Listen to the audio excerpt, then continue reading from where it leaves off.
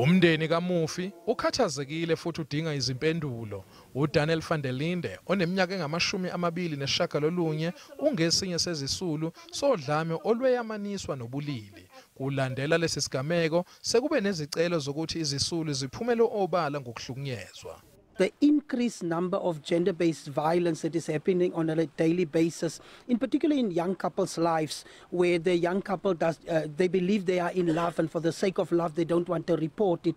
And we do know that anybody can be abused in a relationship, but it is high time that such relationships must be exposed. People should not keep silent. Kulabo abazibonele kwenzeka lesi sigameko bazothola ukwelulekwa ngokwengqondo. She could never say no. If help was needed, she was there. She was always there.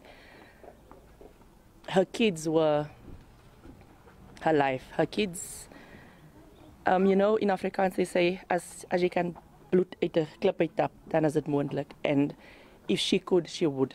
That is the relationship that she had with her kids. Abangani nomndeni bathi bazomkhumbula kakhulu uDanelle. Probably this coming Saturday, but we still need to sit with families, both families as well, to see how we will pave the way and have a beautiful send-off, of which we know it's emotional, it's unplanned, it's not something that we can desire. Amalungiselelo omncwabo abengakadalulwa. Umsolwa uzinikele emaphoyiseni kanti usagcinwe esitokisini.